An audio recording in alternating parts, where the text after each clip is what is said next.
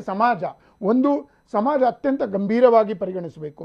ಇನ್ನೊಂದು, ಧರ್ಮದ ನಾಯಕರು ವಿಶೇಷವಾಗಿ ನಾವು ಎಷ್ಟೇ ಹೇಳಿದ್ರು ಇಸ್ಲಾಮನ್ನು ಉಪಯೋಗಿಸ್ಕೊಂಡು ಅವರ ತಲೆಯನ್ನು ಕೆಡಿಸುವಂಥ ಪ್ರಯತ್ನಗಳು ಎಲ್ಲ ಕಡೆ ನಡೀತಾ ಇದೆ. ಹೀಗಾಗಿ ಇಸ್ಲಾಂ ಧರ್ಮಗುರುಗಳು ಓಪನ್ ಆಗಿ ಬಂದು ವಿರೋಧ ಮಾಡಬೇಕಾಗುತ್ತೆ, ಡಿವಿಯೇಷನ್ ಮಾಡಬಾರ್ದು. ಇನ್ನು ಮೂರನೇದು, 50 ನಿಮಿಷ ಆದ್ಮೇಲೆ ಸಿಕ್ಕಿದೆ, ಒಂದು ನಿಮಿಷ ಅಲ್ಲ, ಒಂದ್ ಸೆಕೆಂಡ್ ಕೇಳಿ ಸರ್, ದಯಮಾಡಿ ಉತ್ತರ ಕೊಡಿ ಸರ್. ಚಿಕ್ಕದಾಗ ಒಂದು ಪ್ರಶ್ನೆ ಕೇಳ್ತಾ ಇದ್ದೀನಿ ನಿಮಗೆ. ಹಾಗಾದ್ರೆ ನಿಮ್ಮ ಲೆಕ್ಕಕ್ಕೆ ನೋಡಿ, ಎಲ್ಲ ಮಾತಿಗೂ ಪಾಸಿಟಿವ್ ನೆಗೆಟಿವ್ ಎರಡು ಇರ್ತದೆ.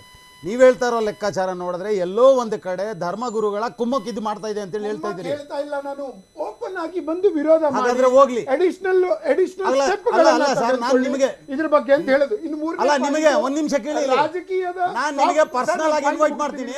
ಕೇಳಿ, ಶುಕ್ರವಾರ ನಾನು ನಿಮಗೆ ಕರ್ಕೊಂಡು ಹೋಗ್ತೀನಿ, ಮಸೀದಿಯಲ್ಲಿ ಕುತ್ಕೊಳ್ಳಿ, ಸಂತೋಷ. ಇನ್ನೂ ಹೆಚ್ಚು ರೀತಿಯಲ್ಲಿ ಮಾಡಬೇಕು ಅಂತ ಹೇಳಿದ್ರು. ಒಂದು ಕಡೆ ಮೆಕ್ಯಾನಿಕ್ ಗಳಿಗೆ ತಗೊಂಡಿದ್ದೀರಿ ನೀವು, ಇನ್ನೊಂದು ಕಡೆ ಆಟೋ ಡ್ರೈವರ್ ಗಳಿಗೆ ತಗೊಂಡಿದ್ದೀರಿ, ಇನ್ನೊಂದು ಕಡೆ ಡಾಕ್ಟರ್ಸ್ ತಗೊಂಡಿದ್ದೀರಿ. ಎಲ್ಲ ಮುಸಲ್ಮಾನರು ಟೆರರಿಸ್ಟ್ ಏನು? ನಿಮ್ಮ ಲೆಕ್ಕಕ್ಕೆ ಎಲ್ಲ ಮುಸಲ್ಮಾನರು ಟೆರರಿಸ್ಟ್? ನನ್ನ ಪಾಯಿಂಟ್ ಮುಗಿಸಬೇಕು. ನಿಮ್ಮ ಲೆಕ್ಕಕ್ಕೆ ಎಲ್ಲ ಮುಸಲ್ಮಾನರು ಟೆರರಿಸ್ಟ್?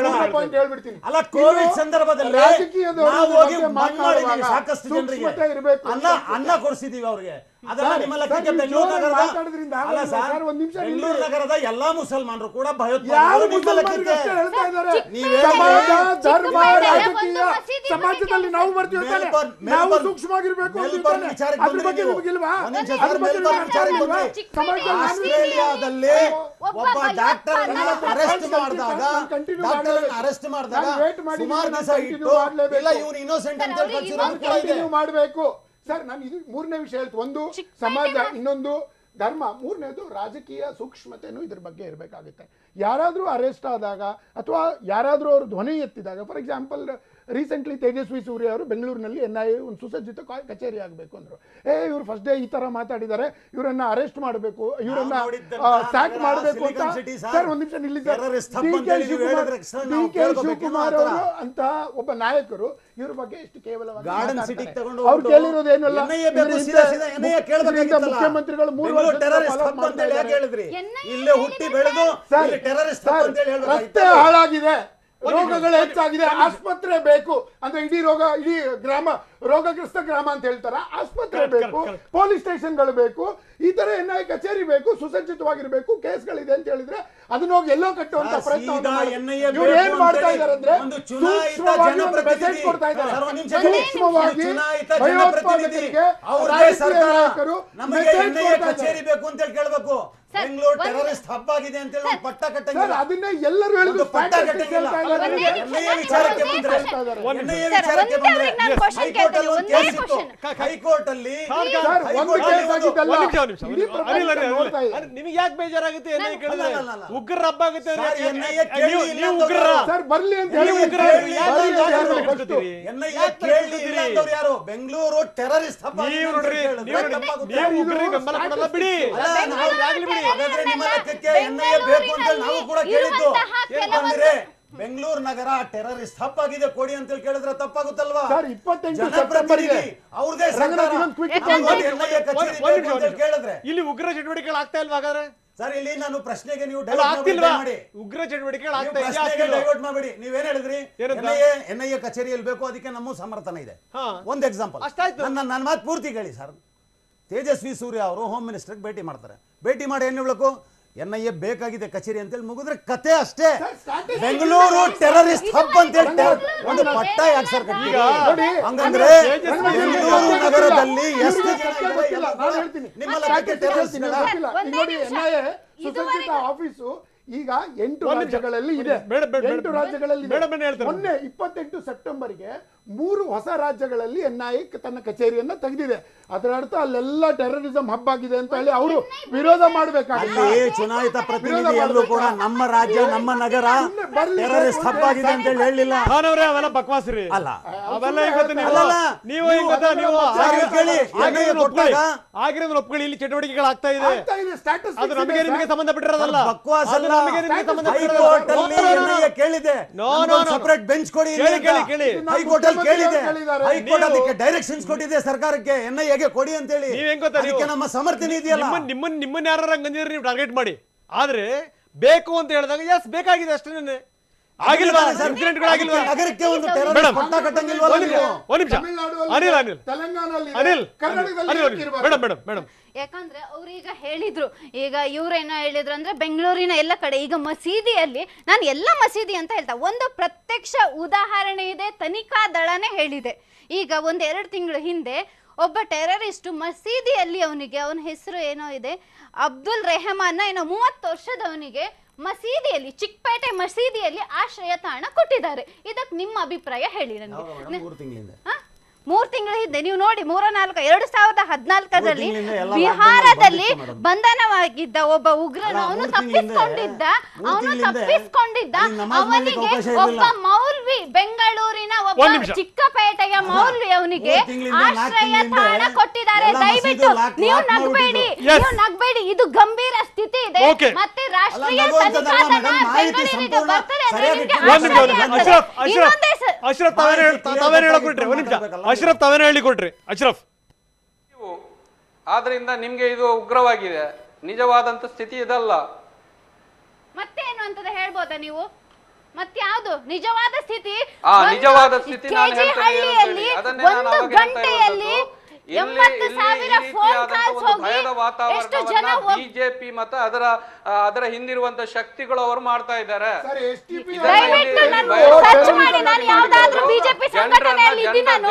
ತಪ್ಪಿಸುವಂತ ಕೆಲಸ ಇದು ಅಷ್ಟೇ. ಬಹಳ ಸಿಂಪಲ್ ಆಗಿದೆ, ಇದು ಬಹಳ ಸಿಂಪಲ್ ಆಗಿರುವಂತ ವಿಚಾರ. ಯಾವುದು ಕೂಡ ಕನೆಕ್ಟ್ ಮಾಡಬೇಡಿ, ಅದೇನಿದ್ರು ಕೂಡ ತನಿಖೆಗಳು ನಡೀತವೆ. ಇಲ್ಲಿ ಎನ್ಐಎ ಬ್ರಾಂಚ್ ಬರ್ಬೇಕಾ ಬೇಡವಾ ಅನ್ನುವಂಥದ್ದಲ್ಲ ಪ್ರಶ್ನೆ. ಬ್ರಾಂಚ್ಗಳು ಇನ್ನೊಂದು ಬಿಜೆಪಿಯ ಒಂದೊಂದು ಬೂತ್ಗೆ ಒಂದೊಂದು ಎನ್ಐಎ ಬ್ರಾಂಚ್ ಮಾಡಿ, ಬಿಜೆಪಿಯ ಒಂದೊಂದು ಬೂತ್ ಇದೆ ಅಲ್ವಾ, ಅಲ್ಲಿಗೆ ಒಂದೊಂದು ಬ್ರಾಂಚ್ ಮಾಡಿ, ಆಗೆಲ್ಲ ಭಯೋತ್ಪಾದನೆ ನಿಲ್ತದೆ ಈ ದೇಶದಲ್ಲಿ. ಅದನ್ನ ಅರ್ಥ ಮಾಡಿಕೊಳ್ಳಿ. ಈ ದೇಶದ ಭಯೋತ್ಪಾದದ ಬುಡ ಎಲ್ಲಿ ಅಂತ ಹೇಳಿದ್ರೆ ಅದು ನಾಗ್ಪುರದಲ್ಲಿ. ಅದನ್ನ ಬಂದ್ ಮಾಡಿ, ಆಗ ಭಯೋತ್ಪಾದನೆ ನಿಲ್ತದೆ ಈ ದೇಶದಲ್ಲಿ. ಆಗಿರುವಂತಹ ಬೆಂಗಳೂರಿನ ಡಿಜೆ ಹಳ್ಳಿ ಮತ್ತು ಕೆಜೆ ಹಳ್ಳಿಯ ಪ್ರಕರಣದಲ್ಲೂ ಏವನ್ ಆಗಿರುವಂತಹ ಆರೋಪಿ ನಿಮ್ಮ ಸಂಘಟನೆಗೆ ಸೇರಿದವರು ಅಂತ ಹಿಂದೆ ನಡೆದಂತ ಅನೇಕ, ಅದು MG ರೋಡ್ ಅಲ್ಲಿ ನಡೆದಿರುವಂತಹ ಬಾಂಬ್ ಬ್ಲಾಸ್ಟ್ ಅಲ್ಲೂ SDPI ಅವರ ಹೆಸರು ಮತ್ತೆ ಕೇಳಿ ಬಂದಿದೆ. ಹೀಗಾಗಿ ಟೆರರಿಸಂ ಅನ್ನ SDPI ಓಪನ್ ವಿರೋಧ ಮಾಡೋದಿಲ್ಲ. ನವೀನ್ಗೆ ಇದನ್ನ ಮಾಡಿಸಿದ್ದು ಯಾರು? ಆ ಪ್ರಕಾರ ತನಿಖೆ ಹೋಗ್ತಾ ಇಲ್ಲ. ಯಾರನ್ನು ಫಿಕ್ಸ್ ಮಾಡಿ ಎಲ್ಲ ಮಾಡಬಹುದು. ಬಹಳ ಸುಲಭ. ದುರ್ಬಳಕೆ ಮಾಡ್ತಾ ಇದ್ದೇವೆ. ಎಲ್ಲಿಯವರೆಗೆ ಅಂತ ಹೇಳಿದ್ರೆ ಇವತ್ತು ಶಾಸಕಾಂಗ ಎಲ್ಲವನ್ನ ದುರ್ಬಳಕೆ ಮಾಡಿಕೊಂಡು ನಿಮ್ಗೆ ಬೇಕಾದ ಅಜೆಂಡಾವನ್ನ ನೀವು ಜಾರಿಗೆ ತರ್ತಾ ಇದ್ದೀರಿ. ಇದು ಬಹಳ ಸಿಂಪಲ್ ಆಗಿ ಎಲ್ಲ ಜನರಿಗೆ ಅರ್ಥ ಆಗ್ತಾ ಇದೆ. ಇದನ್ನು ಸ್ಪೆಷಲ್ ಆಗಿ ಏನ್ ಮಾಡ್ಬೇಕಾಗಿಲ್ಲ. ಈಗ ಪ್ರಚಾರ ಮಾಡಿಕೊಂಡು ಭಯೋತ್ಪಾದನೆ ಅದು ಇದು ಅಂತೇಳಿ ಜನರನ್ನ ಹೆದರಿಸುವಂತ ಕೆಲಸ, ಆ ಮುಖಾಂತರ ಹಿಂದೂಗಳು ಸೇಫ್ ಅಲ್ಲ, ಮತ್ತೆ ಹಿಂದೂಗಳು ಸೇಫ್ ಆಗ್ಬೇಕಾದ್ರೆ ಬಿಜೆಪಿಯನ್ನು ಸಪೋರ್ಟ್ ಮಾಡಬೇಕು, ನಾವೇ ನಿಮ್ಮ ರಕ್ಷಕರು ಅಂತೇಳಿ ತೋರಿಸುವಂತ ನಿಮ್ಮ ನಾಟಕ 70 ವರ್ಷದಿಂದ ನೋಡ್ಕೊಂಡು ಬರ್ತಾ ಇದ್ದೇವೆ ಸರ್. ಇದು ಹಳೆ ಕ್ಯಾಸೆಟ್, ಮತ್ತೆ ಕ್ಯಾಸೆಟ್ ರಿಪಿಟೇಷನ್ ಮಾಡಬೇಡಿ. ಈ ಕ್ಯಾಸೆಟ್ ಅನ್ನ ತುಂಬಾ ನೋಡಿದ್ದೇವೆ ನಾವು. ಈಗ ಜನರು ಪ್ರಜ್ಞಾವಂತರಾಗಿದ್ದಾರೆ, ಇದರ ಬಗ್ಗೆ ಜನರಿಗೆ ಗೊತ್ತಾಗಿದೆ. ಎಷ್ಟು ಈ ಕ್ಯಾಸೆಟ್ ಅನ್ನು ಅಶ್ರಫ್ ಹಳೆದಾಯ್ತು, 70 ವರ್ಷದಿಂದ ಇದನ್ನ ಕೇಳಿಕೊಂಡು ಯಾವ್ದು ಕೆಲಸ ನಿಮ್ಗಿಲ್ಲ. ಜನರಿಗೆ ಬೇಕಾದಂತ ಅವಕಾಶಗಳನ್ನು ಕೊಡುವಂತ ಯೋಗ್ಯತೆ ನಿಮ್ಮ ಮುಖಕ್ಕಿಲ್ಲ. ಈಗ ಟೆರರಿಸ್ಟ್ ಅನ್ನ ಯಾವ ಯೋಗ್ಯತೆ ಇದೆ ನಿಮ್ಗೆ? ಯಾವ ಯೋಗ್ಯತೆ ಏನ್ ಮಾಡಿದ್ರಿ ಈ ದೇಶಕ್ಕೆ ಅದೇ ಹೇಳಿ. ಈ ದೇಶಕ್ಕೆ ಒಳ್ಳೆದಾಗುವಂತ ಯಾವ ಕಾರ್ಯಕ್ರಮಗಳನ್ನು ನೀವು ಮಾಡ್ತಾ ಇದೀರಿ ಅದನ್ನ ಹೇಳಿ. ರೈತರು ಬೀದಿಗೆ ಬಂದು ಆತ್ಮಹತ್ಯೆ ಮಾಡ್ತಾ ಇದ್ದಾರೆ, ಕಾರ್ಮಿಕರು ಜೀವ ತೆಗಿತಾ ಇದ್ದಾರೆ. ಈ ರೀತಿಯಾಗುವ ಸನ್ನಿವೇಶ ಇದೆ, ಅದರ ಬಗ್ಗೆ ಮಾತಾಡಿ. ಜಿಡಿಪಿ ಎಲ್ಲಿದೆ ಇವತ್ತು? ಜಿಡಿಪಿ ಎಲ್ಲಿದೆ? ನಿಮ್ಮ ಅಂಬಾನಿ ಅದಾನಿಗಳನ್ನ ಉದ್ಧಾರ ಮಾಡ್ಲಿಕ್ಕೆ ಎಲ್ಲ ಕಾರ್ಪೊರೇಟೈಸೇಷನ್ ಮಾಡ್ತಾ ಇದ್ದೀರಿ. ಅಶ್ರಫ್ ಒಂದ್ ನಿಮಿಷ ತುಂಬಾ ಚೆನ್ನಾಗಿ ಬರುತ್ತೆ ಸರ್. ಅಶ್ರಫ್ ಬೇಕು ಅಂತ ನಾವು ಕೇಳಿಸ್ತಾ ಇದ್ದಾರೆ, ಬೇಕು ಅಂತ ಅಶ್ರಫ್ ಏನೋ ಕೇಳಿದ್ರೆ ಏನೋ ಹೊಡಿತಿರಲ್ರಿ. ಅಲ್ಲ ಅವ್ರಿಗೆ ಗೊತ್ತು. ಅಶ್ರಫ್ ಬ್ರಿಟಿಷರ ಕೈಯಲ್ಲಿ ಈ ದೇಶ ಇತ್ತು. ಆಯ್ತು ಸ್ವಾಮಿ, ಹೀನಾಯವಾದಂತ ಅಶ್ರಫ್ ಬಹಳ ಪ್ರಿಪೇರ್ ಮಾಡ್ಕೊಂಡ್ ಬಂದಿರಿ ನೀವು. ನೀವು ಇದನ್ನ ಒಪ್ಪಿಸಲೇಬೇಕು ಅಂತ ಗೊತ್ತು ನಿಮ್ಮ ಅಜೆಂಡಾ ಏನು. ಅಶ್ರಫ್ ಅರ್ಥ ಮಾಡಿಕೊಂಡು ಯಾರ ಇದರ ವಿರುದ್ಧವಾಗಿ ಯಾರು ಮಾಡ್ತಾ ಇರ್ತಾರೆ ಇವತ್ತು ನೀವು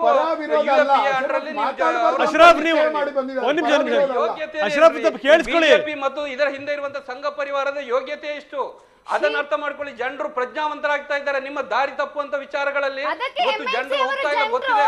ನೀವು ಎಷ್ಟೇ ಪ್ರಚಾರ ಮಾಡಿ ನಿಮ್ಮ ಈ ಸುಳ್ಳುಗಳು ಸುಳ್ಳುಗಳನ್ನು ಮತ್ತೆ ಮತ್ತೆ ಮತ್ತೆ ಮತ್ತೆ ಹೇಳುದು ಜನರು ನಂಬ್ತಾರೆ ಅಂತ ಹೇಳಿ ನೀವು ಭಾವಿಸಿದ್ದೀರಿ. ಸೂರ್ಯನಾರಾಯಣ್ ಸ್ವಲ್ಪ ಬದಲಾಯಿಸಿ, ಸೂರ್ಯನಾರಾಯಣ್ ಏನಂತೀರಿ ಇದ್ರ ಬಗ್ಗೆ? ಹೊಸತು ತನ್ನಿ. ನಾನು ರಂಗನಾಥ್ ಅವರೇ, ನನಗೆ ದಯವಿಟ್ಟು ಬಾಕಿದವ್ರು ಮಾತಾಡಲಿಕ್ಕೆ ಅವಕಾಶ ಕೊಡಬೇಡಿ.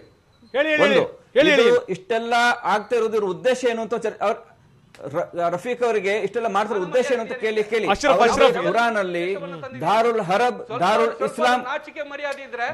ಇಸ್ಲಾಂ ಅನ್ನುವಂತ ಶಬ್ದ ಏನು ಅಂತ ಕೇಳಿ. ಆ ದಾರುಲ್ ಇಸ್ಲಾಂ ಮಾಡ್ಲಿಕ್ಕೇನೆ ಇವರೆಲ್ಲರೂ ಹೊರಡ್ತಾ ಇರುವಂತದ್ದು. ದಾರುಲ್ ಇಸ್ಲಾಂ ಉದ್ದೇಶನೇ ಅವರದ್ದು ಇಡೀ ಜಗತ್ತನ್ನು ಇಸ್ಲಾಂ ರಾಷ್ಟ್ರ ಮಾಡಬೇಕು ಅಂತ. ಇದರಲ್ಲಿ ಯಾವುದೇ ಬಡವ ಶ್ರೀಮಂತ ಅಥವಾ ಹಿನ್ನೆಲೆ ಇಲ್ಲ. ಅವರ ಉದ್ದೇಶನೇ ಇಂತಹ ಮುಸಲ್ಮಾನ್ ಯುವಕರನ್ನ ತರಬೇತಿಗೊಳಿಸಿ ಇಸ್ಲಾಮಿನ ಪ್ರಚಾರಕ್ಕೋಸ್ಕರ ಸಾಯ್ಲಿಕ್ಕೂ ತಯಾರು ಮಾಡುವಂತ ಕೆಲಸವನ್ನು ಅವ್ರು ಮಾಡ್ತಾ ಇದ್ದಾರೆ. ಪಕ್ಕದಲ್ಲಿ ಕೇರಳ ಇದ್ದಾರೆ. ಕೇರಳದಲ್ಲಿ ದಾರುಲ್ ಇಸ್ಲಾಂ ಅಂದ್ರೆ ಕ್ವೀನ್ಸ್ ರೋಡ್ ಅಲ್ಲಿ ಒಂದು ಬಿಲ್ಡಿಂಗ್ ಇದೆ, ದಾರುಲ್ ಸಲಾಂ ಅಂತ ಹೇಳಿ. ದಾರುಲ್ ಇಸ್ಲಾಂ ಅಂದ್ರೆ ನನಗೇನು ಗೊತ್ತಿಲ್ಲ, ಅದೇನು ಸ್ವಲ್ಪ ಹೇಳಿ ಸರ್ ದಯಮಾಡಿ. ದಾರುಲ್ ಇಸ್ಲಾಂ ಅಂದ್ರೆ ಬೆಂಗಳೂರಲ್ಲಿ ಕೂಡ ಇದೇ ಟ್ರೈನಿಂಗ್ ಕ್ಯಾಂಪ್ಗಳು 16 ಕಡೆ ನಡೀತಾ ಇದೆ ಅಂತ ಇದೇ ನನ್ನ ಪ್ರಶ್ನೆ ಇದೆ ಸರ್, ದಯಮಾಡಿ ಇಲ್ಲಿ ಕೇಳಿ ಸಾಹೇಬ್ರೆ. ಇದನ್ನ ಯಾಕೆ ಮಾಡ್ಲಿಕ್ಕೆ ಆಗಲ್ಲ? ಒಂದು ನಿಮಿಷ, ನನ್ನ ಪ್ರಶ್ನೆ ಇದೆ. ರಫೀಕ್ ಅವರು ವಿಷಯ ಬಿಟ್ಟು ವಿಷಯ ಅಶ್ರಫ್ ಇದಾರೆ, ಎಜೆ ಖಾನ್ ಇದಾರೆ, ದಯಮಾಡಿ ಇಲ್ಲಿ ಕೇಳಿ. ಈ ದಾರುಲ್ ಇಸ್ಲಾಂ ಅಂದ್ರೆ ಅದೇನ್ ಸರ್? ಅಶ್ರಫ್ ಅವರು, ಅದೇ ಅಶ್ರಫ್ ಅವರು ದಾರುಲ್ ಇಸ್ಲಾಂ ಇಡೀ ಜಗತ್ತನ್ನೇ ಇಸ್ಲಾಂ ರಾಷ್ಟ್ರ ಮಾಡಬೇಕು ಅಂತ ಉದ್ದೇಶವನ್ನು ಇಟ್ಕೊಂಡು ದೇಶದಾದ್ಯಂತ ಇವತ್ತು ಭಯೋತ್ಪಾದನೆ ನಡೀತಾ ಇದೆ. ಇಸ್ಲಾಂ ಪ್ರಾರಂಭ ಆಗಿ ಇಡೀ ದೇಶದಲ್ಲಿ ಇವತ್ತು ಅವರು ಮಾಡ್ತಾರೆ ಸರ್. ಅವ್ರಿಗೆ ಕೇಳಿ ಇಲ್ಲಿ ಪ್ರಶ್ನೆ ಬಂದಿರೋದೇನು ಅಂತಂದ್ರೆ, ಈಗ ಅಲ್ಲ ತೇಜಸ್ವಿ ಸೂರ್ಯ ಕೇಳಿದ್ದಿದೆಯಲ್ಲ, ಕೇಳಿ ನೀವು ಯಾರು ಬೇಡ ಅಂತಾರೆ ನೀವು. ಆದ್ರೆ ಬೆಂಗಳೂರನ್ನ ನೀವು ಉಗ್ರ ತಾಣ ಅಂತ ಹೆಂಗಂದಿರಿ ಅಂತ ಖಾನ್ ಅವ್ರು ಕೇಳ್ತಾರೆ. ಹೆಂಗಂದ್ರಿ ನೀವು ಅಂತ. ಬೆಂಗಳೂರು ಹಾಗಾದ್ರೆ ಉಗ್ರರ ಸಾಫ್ಟ್ ಟಾರ್ಗೆಟ್ ಅಲ್ವಾ? ಇಲ್ಲಿ ಟ್ರೈನಿಂಗ್ ನಡೀತಾ ಇಲ್ವಾ ಸೂರ್ಯನಾರಾಯಣ್ ಅವರೇ? ಎಸ್ ಹೌದು. ಬೆಂಗಳೂರಲ್ಲಿ ಎಷ್ಟು ಜನ ಹಿಂದೂಗಳ ಹತ್ಯೆ ಮಾಡಿ ರುದ್ರೇಶ್ ಅಂತ ರೀತಿಯಲ್ಲಿ ಎಷ್ಟು ಜನ ಹತ್ಯೆ ಆಯ್ತು? ಇಡೀ ಬೆಂಗಳೂರಲ್ಲಿ ಈ ತರ ಮುಸಲ್ಮಾನ ಈ ತರ ಸ್ಲೀಪರ್ ಸೆಲ್ಗಳ ಹಿನ್ನೆಲೆಯಲ್ಲಿ ISI ಎಷ್ಟು ಬಾರಿ ವರ್ಷಗಳಿಂದ ಹಿಡಿದ್ರು. ಎಷ್ಟು ಇಲ್ಲಿ ಬೆಂಗಳೂರು 100% ಗುಪ್ತಚರ ಇಲಾಖೆ ನಿಂದೇ ಸರ್ಕಾರದ ರಾಜ್ಯ ಮತ್ತು ರಾಷ್ಟ್ರ ಸರ್ಕಾರ ಇಂಟೆಲಿಜೆನ್ಸ್ ಅಲ್ಲಿ ಫೇಲ್ ಆಗಿದೆ ಅನ್ನೋ ಲೆಕ್ಕ. ಮಾತಾಡ್ಲಿಕ್ಕೆ ಅವಕಾಶ ಕೊಡಿ, ಮಾತಾಡ್ಲಿಕ್ಕೆ ಅವಕಾಶ ಕೊಡಿ. ನೋಡಿ, ಮೊದಲೇ KJ ಹಳ್ಳಿ DJ ಹಳ್ಳಿ ಗಲಾಟೆ ಆಯ್ತು. ಇದೇ ತರ 16 ಕೋಮುಗಳ ಮೇಲೆ ಹಿಂದನೂ ಆಗಿದೆ. NIA ತನಿಖೆ ಆಗ್ಬೇಕಿದ್ರೆ ಮತ್ತೆ 1 ವಾರ 2 ವಾರ ಸಮಯ ತಗೊಳ್ಳುವಾಗ ಇಲ್ಲಿರೋ ಸಾಕ್ಷಿಗಳ ನಾಶ ಮಾಡಿ ಅವ್ರಿಗೆ ಬೇಕಾದ ರೀತಿಯಲ್ಲಿ ತನಿಖೆ ಆಗೋ ರೀತಿಯಲ್ಲಿ ಯೋಚನೆಗಳನ್ನು ಮಾಡ್ತಾರೆ. NIA ತಕ್ಷಣ ಆ ಮೊಮೆಂಟ್ ಅಲ್ಲಿ ನುಗ್ಗಿದ್ರೆ ಮಾತ್ರ ನಿಜವಾದ ಕಲ್ಪ್ರಿಟ್ಸ್ ಗಳು ಯಾರಿದ್ದಾರೆ, ಎದುರ ಹಿಂದೆ ಏನ್ ನಡೀತಾ ಅನ್ನೋ ಅವ್ರು ಹಿಡಿಲಿಕ್ಕೆ ಸಾಧ್ಯ ಆಗುತ್ತೆ. ಇಂಥದ್ದು ಬೆಂಗಳೂರಲ್ಲಿ ಬೇರೆ ಬೇರೆ ಸೋಗಿನಲ್ಲಿ ಸಾಫ್ಟ್ವೇರ್ ಇಂಜಿನಿಯರ್ ಅಂತ ಹಿಡಿದು ಬೇರೆ ಬೇರೆ ವ್ಯಾಪಾರದ ಹೆಸರಿನಲ್ಲಿ ಬೆಂಗಳೂರಿನವರೇ ಅಲ್ಲದಂತಹ ಬೇರೆ ಕಡೆಯಿಂದ ಬಂದು ಮದ್ರಾಸಗಳಲ್ಲಿ ಮಸೀದಿಗಳಲ್ಲಿ ಇವತ್ತು ಅಡಗಿ ಕೂತ್ಕೊಂಡಿದ್ದಾರೆ. ಅವರನ್ನು ಈ ಬೆಂಗಳೂರಿನ ಇವತ್ತೇ ಬೆಂಗಳೂರಿನ ಅಷ್ಟು ಮಸೀದಿ ಮದ್ರಾಸಗಳ ಮೇಲೆ ದಾಳಿ ಮಾಡಿದ್ರೆ ಅಕ್ಷರಶಃ 100ಕ್ಕೂ ಹೆಚ್ಚು ಈ ತರ ಟೆರರಿಸ್ಟ್ಗಳು 100% ಸಿಗ್ತಾರೆ. ಸರ್ಕಾರ ಇದನ್ನ ಧೈರ್ಯ ಮಸೀದಿ ಮೇಲೆ ದಾಳಿ ಮಾಡಿ ನೋಡ್ಬೇಕಾ ಅಂತ 100%. ಹೌದಾ? ಎಲ್ಲಾ ಮಸೀದಿಗಳಲ್ಲೂ CCTV ಫುಟೇಜ್ ಇರ್ತದೆ. ಕೇಳಿ ಸರ್, ಇಲ್ಲಿ ಎಲ್ಲಾ ಮಸೀದಿಗಳಲ್ಲೂ CCTV ಫುಟೇಜ್ ಇದೆ. ಇಲ್ಲಿ ಕೇಳಿ, ಇಲ್ಲಿ ನಿಮ್ದೇ ಸರ್ಕಾರ ಅಲ್ವಾ? ಸರಿ ಆಯ್ತು, ದಾಳಿ ಮಾಡಿಸಿ. ಗೊತ್ತಾಗ್ತದಲ್ಲ ನಿಮ್ಗೆ ವಿಚಾರ? ನಿಮಗೆ ವಿಚಾರ ಗೊತ್ತಾಗ್ತದಲ್ಲ? ನೀವು ಎಷ್ಟು ಮುಸ್ಲಿಮರ ಪರವಾಗಿದ್ದೀರಿ ಅಥವಾ ಎಷ್ಟು ವಿರೋಧ ಇದೆ ಅಂತ ನಿಮಗೆ ಗೊತ್ತಾಗ್ತದಲ್ಲ? ಭಯೋತ್ಪಾದನೆಯ ಹಿಂದೆ ಮುಸಲ್ಮಾನರಿಗೆ ಮಟ್ಟ ಹಾಕುವಂತ ಕೆಲಸ ಮಾಡೋದು ನೀವು. ನಿಮ್ಮ ಹತ್ರ ರಾಜಕೀಯ ಮಾಡ್ಲಿಕ್ಕೆ ಭಯೋತ್ಪಾದನೆ ಬಿಟ್ಟು ಬೇರೆ ಏನು ವಿಚಾರ ಇಲ್ವಾ? ಮಸೀದಿ ಮೇಲೆ ದಾಳಿ ಮಾಡ್ತೀನಿ ಅಂದ್ರೆ ನೀವು ಮಸೀದಿ ಮೇಲೆ ದಾಳಿ ಮಾಡಿ ನೋಡ್ತೀವಿ ಅಂದ್ರೆ ಕ್ಲಿಯರ್ ಕಟ್ ಆಗಿ ಹೇಳ್ತಾ ಇದೀವಿ. ಅಲ್ಲೇ ಟ್ರೈನಿಂಗ್ ಆಗ್ತಾ ಇದೆ ಅನ್ನೋ ಲೆಕ್ಕ. ಅಲ್ಲೇ ನೀವ್ ಹೇಳ್ತಾ ಇರೋ ಲೆಕ್ಕಕ್ಕೆ ಮಸೀದಿಯಲ್ಲೇ ಟ್ರೈನಿಂಗ್ ತಗೊಂತಾ ಇದಾರೆ ಅನ್ನೋ ಲೆಕ್ಕ. ನಾನ್ ಯಾಕೆ ಅದನ್ನ ಕಣ್ ಮುಚ್ಕೊಂಡು ಕೇಳಿ ಒಪ್ಕೋಬೇಕು? ಸರ್ಕಾರಕ್ಕೆ TV9 ನಿಂದ ಈ ಮಾಧ್ಯಮದಿಂದ ನಾನು ನಮ್ರ ವಿನಂತಿ ಮಾಡ್ಕೊಳ್ತಾ ಇದ್ದೇನೆ. ಒಬ್ಬ ಮುಸ್ಲಿಂ ಲೀಡರ್ ಹೇಳ್ತಾ ಇದ್ದಾರೆ, ಅವರ ಏನು ಮಸೀದಿಗೆ ಒಳಗಡೆ CC ಕ್ಯಾಮೆರಾವನ್ನು ಇಡಿ, ನಿಮ್ಗೆ ಕ್ಲಿಯರ್ ಆಗತ್ತೆ ಅಂತ ಹೇಳಿ.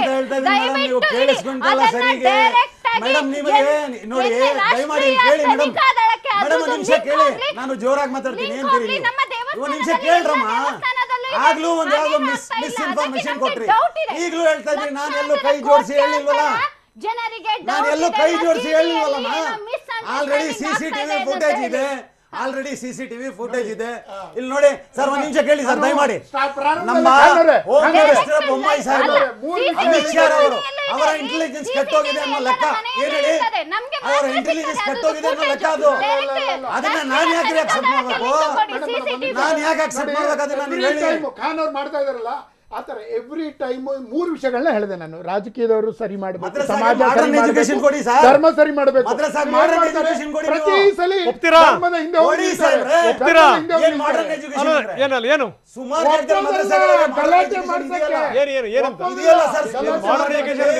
ಹೇಳಿ ಸರ್. ಈಗ ಒಂದ್ ನಿಮಿಷ, ಈ ಇಶ್ಯೂ ಒಂದ್ ಸ್ವಲ್ಪ ಬೇರೆ ಕಡೆ ಹೋಗ್ತದೆ, ಹೇಳ್ಬಿಡ್ತಾ ಇದ್ದೀನಿ. ಸಮುದಾಯಕ್ಕೆ ಒಳ್ಳೇದಾಗ್ತದೆ, ಮಾಡರ್ನ್ ಎಜುಕೇಶನ್ ಅಂದ್ರೆ ಏನು? ಸಮುದಾಯಕ್ಕೆ ಒಳ್ಳೇದಾಗ್ತದೆ ಅಂದ್ರೆ ಮದ್ರಾಸಗಳಲ್ಲಿ ಮಾಡರ್ನ್ ಎಜುಕೇಶನ್ ಅಂದ್ರೆ ಏನು ಸಾಹೇಬ್ರೆ? ಎಜುಕೇಶನ್ ಕೊಡಿ.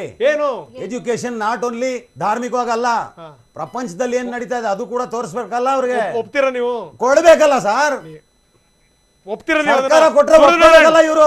ಒಳ್ಳೆ ಮಾತನ್ನ ಹೇಳ್ತಾ ಇದಾರೆ ಎಜೆ ಖಾನ್ ಅವರು. ಮದ್ರಾಸಗಳಿಗೆ ಮಾಡರ್ನ್ ಟಚ್ ಕೊಡಿ ಅಂತ ಆಗುತ್ತೇನ್ರಿ? ಆಗುತ್ತಾ? ಒಂದ್ ನಿಮಿಷ, ರಾಜ್ಯ ಸರ್ಕಾರಕ್ಕೆ ನಾನೇ ಮನವಿ ಕೊಡ್ತೀನಿ. ಹೇಳೋದಲ್ಲ, ನಮ್ಮ ಸಮುದಾಯಕ್ಕೆ ಮಾಡರ್ನ್ ಎಜುಕೇಶನ್ ಬೇಕಾಗಿದೆ ಅಂತ ನಾನೇ ಮನವಿ ಕೊಡ್ತೀನಿ, ಬಹಿರಂಗವಾಗಿ ಹೇಳ್ತಾ ಇದ್ದೀನಲ್ಲ. ನೀವು ಸ್ವಲ್ಪ ಭಿನ್ನವಾಗಿದ್ದೀರಿ, ಹಂಗಲ್ಲ. ನಿಮಗೆ ನಿಷೇಧ ಆಗ್ತಾರೆ ನಾಳೆ. ಧಾರ್ಮಿಕವಾಗಿ ತಿಳ್ಕೊಂಡು ಇವತ್ತು ಸರಿ, ಇದನ್ನ ಸರ್ಕಾರಕ್ಕಿಂತ ಕಳಕಳಿ ಇದೆ ಕೊಡಿ. ನಾನೇ ಹೇಳ್ತಾ ಇದ್ದೀನಿ, ಯಾವ ಮಸೀದಿಯಲ್ಲಿ ದೇಶದ ಪರವಾಗಿ ಶಿಕ್ಷಣ ಕೊಡ್ತಾ ಇದ್ದಾರೆ? ರಾಜಕೀಯದಲ್ಲಿ ಸಮುದಾಯ ಬೀದಿಗೆ ಬಂದ್ಬಿಟ್ಟಿದೆ. ಯಾವ ಮಸೀದಿಯಲ್ಲಿ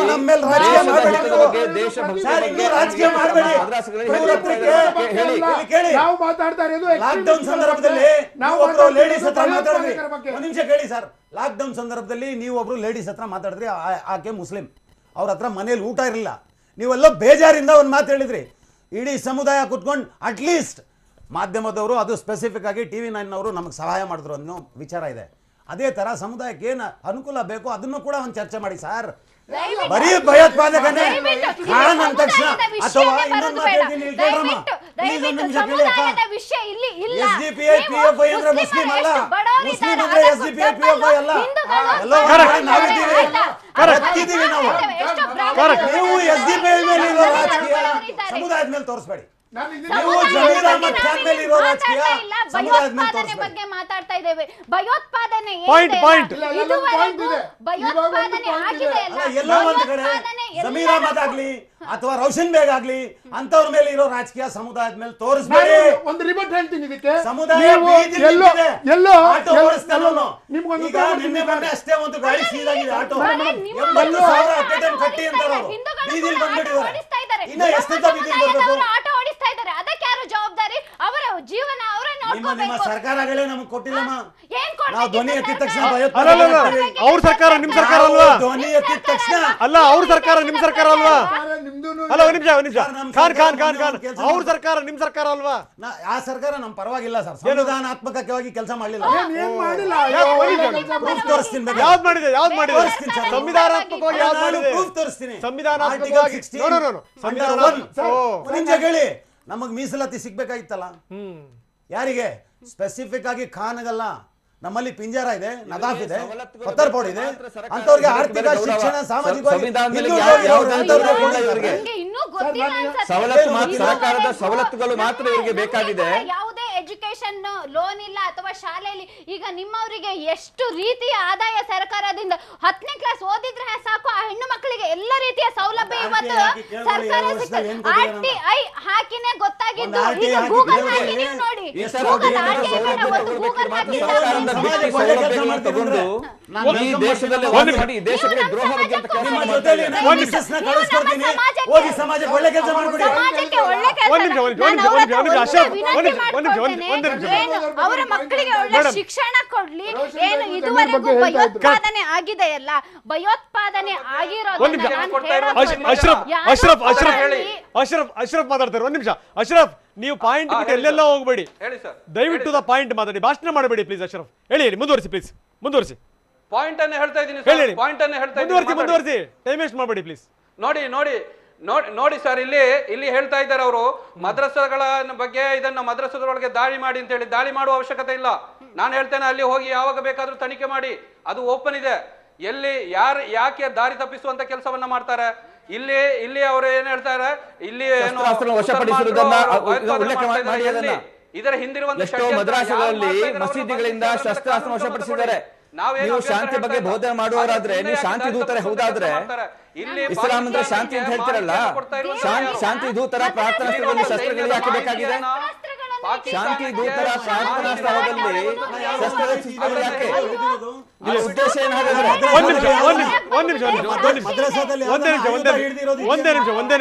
ಒಂದೇ ನಿಮಿಷ ಪ್ಲೀಸ್.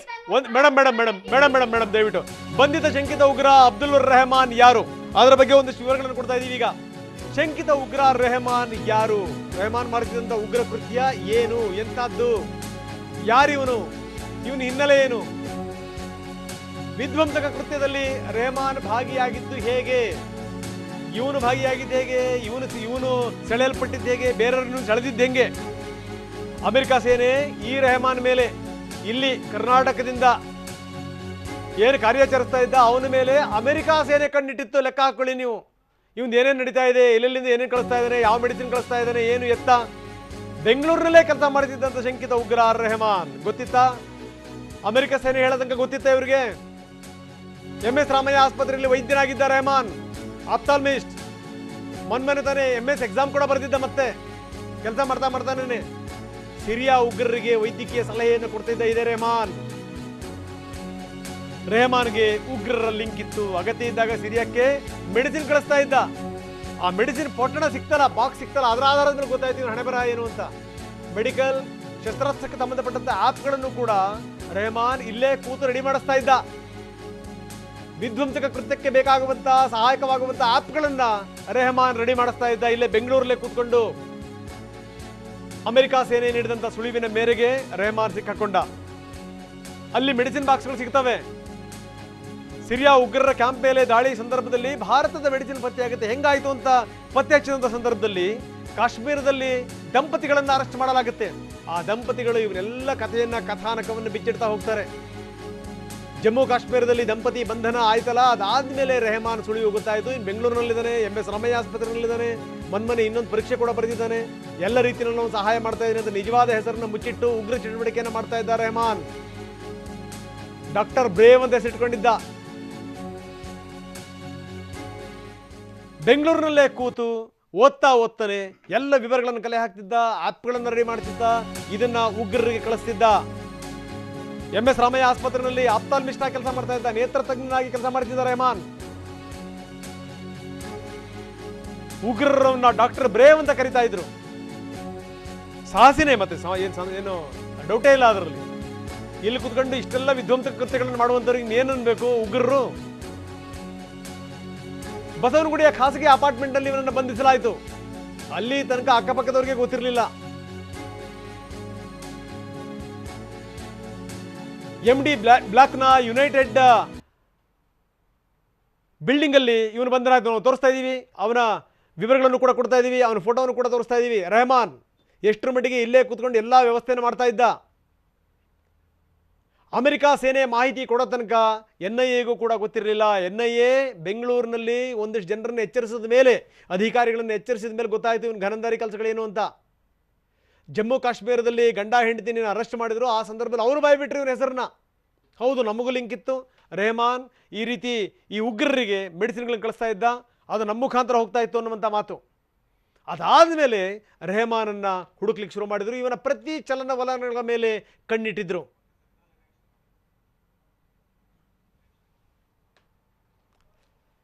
ಎಸ್, ಬನ್ನಿ ಅಶ್ರಫ್ ಜೊತೆ ನಾನು ಮಾತಾಡ್ತೀನಿ. ಅಶ್ರಫ್ ಮಗಳು ಸ್ಟುಡಿಯೋದಲ್ಲಿದ್ದಾರೆ. ಅಶ್ರಫ್, ಇಲ್ಲಿ ತನಕ ಒಂದು ಮಾತಿತ್ತು ಏನು ಅಂತಂದರೆ, ವಿದ್ಯಾವಂತರನ್ನು ಮಾಡಬೇಕು, ಬಡತನ ಇದೆ, ಈ ಎಷ್ಟೆಷ್ಟು ನಾವು ವಿದ್ಯಾವಂತರು ಮಾಡ್ತೀವೋ ಅಷ್ಟಷ್ಟು ಇಂಥ ಚಟುವಟಿಕೆಗಳಿಂದ ದೂರ ಇರ್ತಾರೆ ಅಂತ.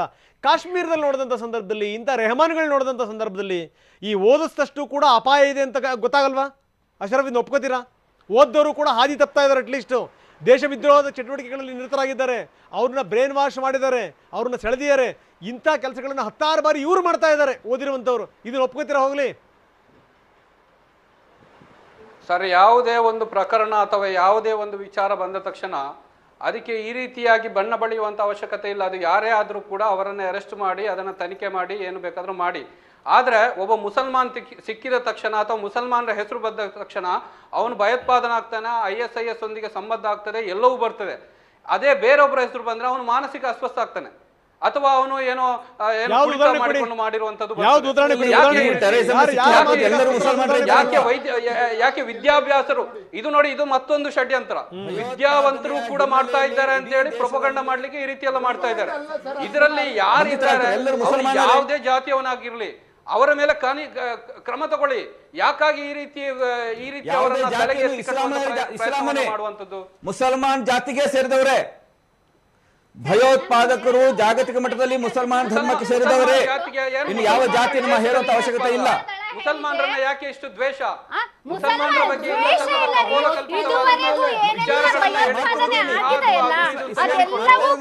ವಿಚಾರವಾಗಿ ಷಡ್ಯಂತ್ರವನ್ನ ನಾವು ಅರ್ಥ ಮಾಡಿಕೊಳ್ಬೇಕು.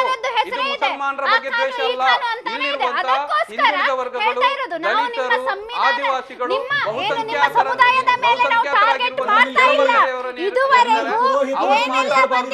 ಅವರನ್ನ ಹೀಗೆ ಮುಸಲ್ಮಾನರ ಭುಜಕ್ಕೆ ಗನ್ ಹಿಡಿದುಕೊಂಡು ಅವರನ್ನ ಸುಮ್ಮನೆ ಇರ್ತಾರೆ. ನೋಡಿ, ನಿಮ್ಮ ಧರ್ಮಕ್ಕೆ ಸಮಸ್ಯೆ ಇದೆ,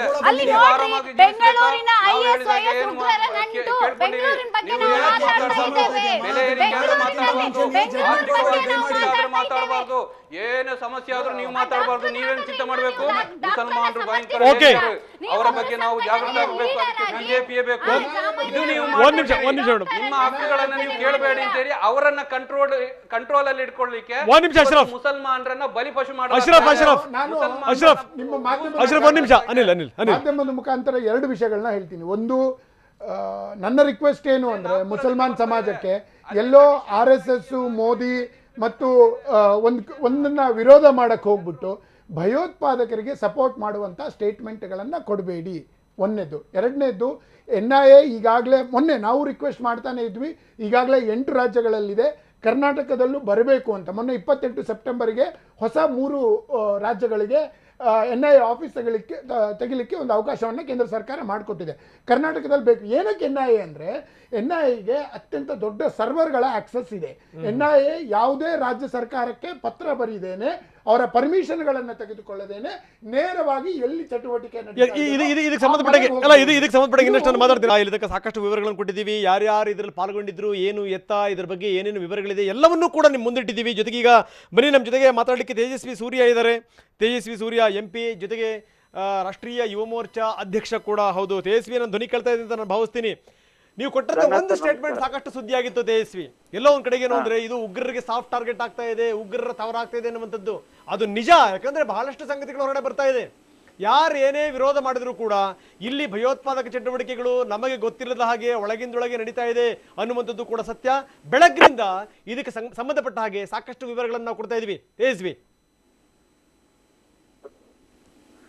ರಂಗನಾಥ್ ಸರ್, ನಾನು ಫಸ್ಟ್ ಆಫ್ ಆಲ್ ನಿಮಗೆ ಮತ್ತು TV9 ತಂಡಕ್ಕೆ ನಾನು ನನ್ನ ಕೃತಜ್ಞತೆಗಳನ್ನ ಸಲ್ಲಿಸ್ತೀನಿ. ಯಾಕೆ ಅಂತಂದ್ರೆ ಇಂಥ ಒಂದು ಇಂಪಾರ್ಟೆಂಟ್ ಮತ್ತೆ ಸೆನ್ಸಿಟಿವ್ ಇಶ್ಯೂ ಮೇಲೆ ತಾವು ಬೆಳಗ್ಗೆಯಿಂದ ಇಡೀ ಸಾರ್ವಜನಿಕರಿಗೆ ತಿಳಿಸ್ಬೇಕಾಗಿರುವಂತಹ ಅಷ್ಟು ಇಂಪಾರ್ಟೆಂಟ್ ಫ್ಯಾಕ್ಟ್ಸ್ ಗಳನ್ನ ತಾವು ಒಂದು ಕ್ಯಾಂಪೇನ್ ರೀತಿಯಲ್ಲಿ ತಿಳಿಸ್ತಾ ಇದ್ದೀರಿ. ಅದರಿಂದ ಸಮಸ್ತ ಕರ್ನಾಟಕದ ಜನತೆ ಪರವಾಗಿ TV9ಗೆ ನನ್ನ ನಮಸ್ಕಾರಗಳು. ಎರಡನೇದು, ಈಗ ನೋಡಿ, ಕಳೆದ 4-5 ವರ್ಷಗಳಿಂದ ಸುಮಾರು 12 ಬೇರೆ ಬೇರೆ ಪ್ರಕರಣಗಳಲ್ಲಿ NIA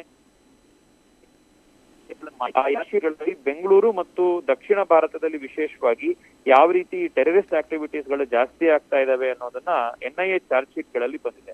ನಿಮಗೆ ಇನ್ನೂ ಗುಡಿ ಅಂತ ಬಸವನಗುಡಿಯಲ್ಲಿ ಒಂದು ಮಾರ್ಚ್ ನಲ್ಲಿ 2 ಅರೆಸ್ಟ್ ಮಾಡ್ಲಾಯ್ತು. ಆ 2 ಏನ್ ಮಾಡ್ತಾ ಇದ್ರು ಅಂತ ಅವ್ರ ಲ್ಯಾಪ್ಟಾಪ್ ಗಳನ್ನ ಎಲ್ಲ ಸೀಸ್ ಮಾಡೋದ್ಮೇಲೆ ಗೊತ್ತಾದ್ರೆ ICC ಕರ್ನಾಟಕದಿಂದ ಮತ್ತು ಕೇರಳ ಇಂದ ಮುಸ್ಲಿಂ ಯುವಕರನ್ನ ರೆಕ್ರೂಟ್ ಮಾಡ್ತಾ ಇದ್ರು ಅನ್ನುವಂಥದ್ದು ಚಾರ್ಜ್ ಶೀಟ್ ಇಂದ ಬಂದಿದೆ. ಮತ್ತೆ ಇನ್ನೊಂದು NIA ಉಲ್ಲೇಖ ಆಗಿರೋದು ಏನು ಅಂತಂದ್ರೆ, ತೇಜಸ್ವಿ, ನಿಮ್ಮ ಧ್ವನಿ ಕಟ್ಟಾಗ್ತಾ ಇದೆ. ಮತ್ತೆ ನಾನು ನಿಮ್ಮನ್ನ ಸಂಪರ್ಕ ಮಾಡುವಂತ ಪ್ರಯತ್ನ ಮಾಡ್ತೀನಿ. ಕಟ್ಟಾಗ್ತಾ ಇದೆ ನಿಮ್ಮ ಧ್ವನಿ. ಮತ್ತೆ ನಿಮ್ಮನ್ನ ನಾನು ಸಂಪರ್ಕ ಮಾಡ್ತೀನಿ. ಮತ್ತೆ ನಾನು ಅವ್ರನ್ನ ಸಂಪರ್ಕ ಮಾಡುವಂತ ಒಂದು ಪ್ರಯತ್ನವನ್ನು ಮಾಡ್ತೀನಿ. ಅಂದ್ರೆ ನಿಜಕ್ಕೂ ಇದಕ್ಕೆ ಕಾರಣ ಯಾರು? ಈಗ ಒಂದು ಖಾನ್ ಹೇಳಿದಂತ ಒಂದು ಮಾತನ್ನು ನಾವು ಒಪ್ಪಲೇಬೇಕು, ಇಡೀ ಸಮುದಾಯವನ್ನು ದೂಷಣೆ ಮಾಡಬೇಡಿ ಅಂತ. ಆದರೆ ಸಮುದಾಯವೂ ಕೂಡ ಇದರ ಜವಾಬ್ದಾರಿಯನ್ನು ಹೊರಬೇಕು. ನೋಡಿ, ಯಾರೋ ಮಾಡಿದ ತಪ್ಪಿಗೆ ಇನ್ಯಾರೋ ಶಿಕ್ಷೆ ಅನುಭವಿಸ್ತಾರೆ ಅಂದ್ರೆ ಏನರ್ಥ? ಜೊತೆಗೆ ಏನಂದ್ರೆ ಯುವಕರಿಗೆ ನಾವು ಯಾವ ಮಾರ್ಗದಲ್ಲಿ ತಗೊಂಡು ಹೋಗ್ತಾ ಇದೀವಿ ಅವ್ರನ್ನ, ಏನು ಅವ್ರ ತಲೆಯಲ್ಲಿ ಬಿತ್ತಾ ಇದ್ದೀವಿ, ಎಷ್ಟರ ಮಟ್ಟಿಗೆ ಬ್ರೇನ್ ವಾಶ್ ಮಾಡ್ತಾ ಇದ್ದೀವಿ. ಇಡೀ ಜಗತ್ತು ಅವ್ರನ್ನ ಅನುಮಾನದಿಂದ ನೋಡುವಂಥ ಒಂದು ಸ್ಥಿತಿ ಸೃಷ್ಟಿಯಾಗಬೇಕಾ? ಅವರು ಓದಿರ್ತಾರೆ, ಅವರು ಬರೆದಿರ್ತಾರೆ, ಅವ್ರಿಗೂ ಕೆಲಸ ಕಾರ್ಯಗಳು ಬೇಕಾಗ್ತವೆ. ಇದನ್ನ ಯಾವುದೂ ಸಮುದಾಯ ಅರ್ಥ ಮಾಡ್ಕೊಳ್ಳಲ್ವ? ಹಾಗಾದ್ರೆ ಬನ್ನಿ, ತೇಜಸ್ವಿ ಸಂಪರ್ಕ ಸಾಧ್ಯವೇ? Tejasvi, please continue. ಸರ್, ಈಗ NIA ಚಾರ್ಜ್ ಶೀಟ್ ಇನ್ನೊಂದ್ಸತಿ ಮೊನ್ನೆ ಮಾಡಿದಾಗ ಆ ಚಾರ್ಜ್ ಶೀಟ್ ಅಲ್ಲಿ ಏನಂತ ಹೇಳಿದ್ರು, ತನಿಖೆ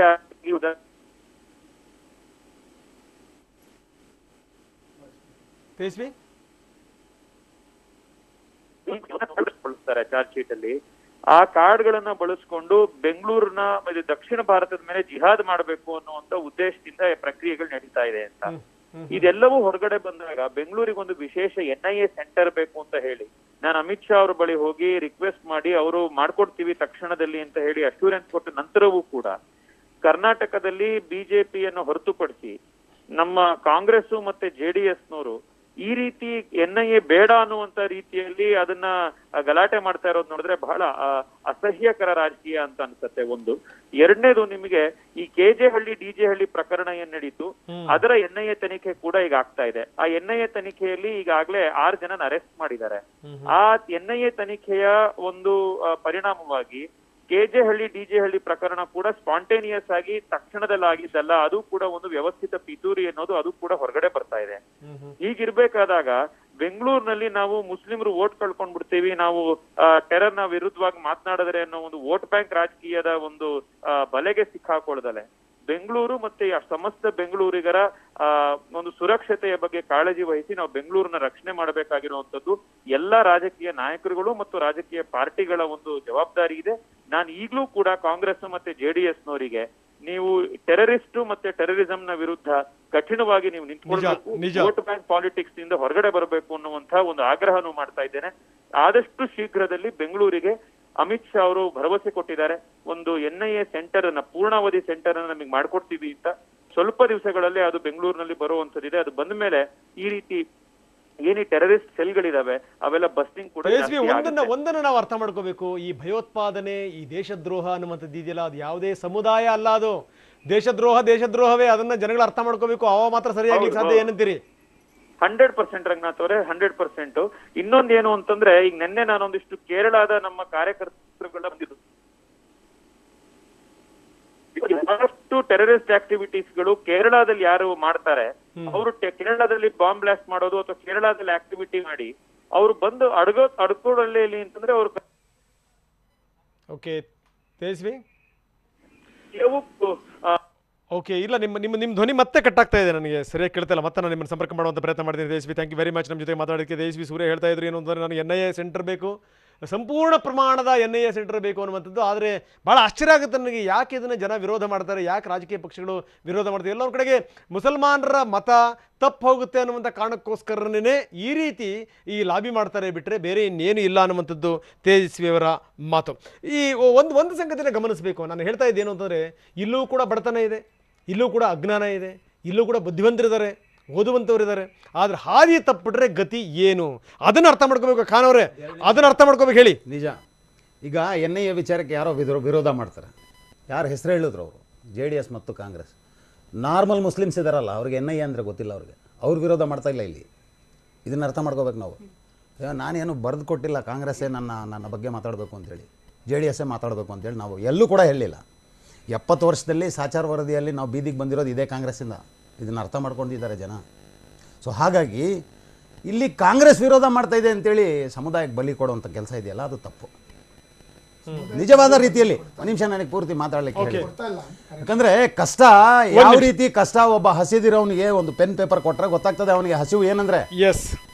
ಒಂದು ನಿಮಿಷ ನಿಮ್ಮ ಹತ್ರ ನೆಕ್ಸ್ಟ್ ಮಾತಾಡ್ತೀನಿ. ಚಕ್ರವರ್ತಿ ಸೂಲಿಬೆಲೆ ನಮ್ಮ ಜೊತೆಗಿದ್ದಾರೆ, ಚಿಂತಕರು. ಚಕ್ರವರ್ತಿ ಸೂಲಿಬೆಲೆ ಅವರ ಗಮನಿಸ್ತಾ ಇದ್ದೀರಿ ತಾವು, ಎಷ್ಟರ ಮಟ್ಟಿಗೆ ಬೆಂಗಳೂರು ಸಾಫ್ಟ್ ಟಾರ್ಗೆಟ್ ಆಗ್ತಾ ಇದೆ? ಬೆಂಗಳೂರಿನಲ್ಲಿ ಉಗ್ರರನ್ನಾಗಿ ಮಾಡಲಿಕ್ಕೆ ಪ್ರಯತ್ನಗಳು ನಡೀತಾ ಇದೆ, ಯುವಕರನ್ನ ಉಗ್ರರನ್ನಾಗಲಿ ಮಾಡಲಿಕ್ಕೆ ಸೆಳೆಯಲಾಗ್ತಾ ಇದೆ, ಯುವಕರನ್ನ ಅವ್ರನ್ನ ಬ್ರೇನ್ ವಾಶ್ ಮಾಡ್ತಾ ಇದ್ದಾರೆ, ಟ್ರೈನಿಂಗ್ ಕೊಡ್ತಾ ಇದ್ದಾರೆ. ಇಲ್ಲಿಂದ ಸಿರಿಯಾ ತನಕ ಲಿಂಕ್ ಹಬ್ಬಿದೆ ಅಂತಂದ್ರೆ ಅರ್ಥ ಮಾಡ್ಕೋಬೇಕು ನಾವು, ಬೆಂಗಳೂರು ಎಲ್ಲಿಂದ ಎಲ್ಲಿ ಬಂದು ನಿಂತಿದೆ ಅಂತ. ಚಕ್ರವರ್ತಿಗಳೇ. ರಂಗನಾಥ್ ಅವರೇ, ಇದು ಬಹಳ ಹೊಸ್ತು ಅಂತ ನಂಗೆ ಅನ್ಸಿದೆ. ಅದೊಂಥರ ವ್ಯವಸ್ಥಿತವಾಗಿ ನಡೆದಂತ ಪ್ರಯತ್ನ ಕಳೆದ ಅನೇಕ ವರ್ಷಗಳಿಂದ ಇದಾಗಿದೆ. 2016 ನಲ್ಲಿ ರುದ್ರೇಶ್ ಮರ್ಡರ್ ನಾವು ನೋಡಿದ್ವಿ, 2014 ನಲ್ಲಿ ಚರ್ಚ್ ಸ್ಟ್ರೀಟ್ ಬ್ಲಾಸ್ಟ್ ಆಗಿತ್ತು, 2013 ನಲ್ಲಿ ಮಲ್ಲೇಶ್ವರಂ ಬಿಜೆಪಿ ಆಫೀಸ್ ಎದುರುಗಡೆ ಒಂದು ಬ್ಲಾಸ್ಟ್ ಆಗಿತ್ತು. NIA ಆಗೆಲ್ಲ ವಿಚಾರಣೆ ನಡೆಸಬೇಕು ಅಂತ ತುಂಬಾ ದೊಡ್ಡ ಕೂಗು ಎದ್ದಿತ್ತು, ಎಲ್ಲವೂ ಆಯ್ತು. ಆನಂತರ ದಕ್ಷಿಣದಲ್ಲಿ ಕೇರಳ ಈ SDPI ಮತ್ತು PFI ನವರಿಗೆ ಒಂದು ಹಬ್ ಆಗಿದ್ದು, ಅದ್ರ ಮೂಲಕ ಅಲ್ಲಿ ತುಂಬಾ ಅವರು ವ್ಯವಸ್ಥಿತವಾಗಿ ತಯಾರಿ ಮಾಡಿಕೊಂಡು ಉಳಿದ ದಕ್ಷಿಣದ ರಾಜ್ಯಗಳನ್ನ ಟಾರ್ಗೆಟ್ ಮಾಡ್ತಿದ್ದಾರೆ ಅನ್ನೋದು ಬಹಳ ಹಿಂದಿನಿಂದಲೂ ಒಂದು ಇಂಟೆಲಿಜೆನ್ಸ್ ನ ಮಾಹಿತಿಯೇ ಆಗಿತ್ತು.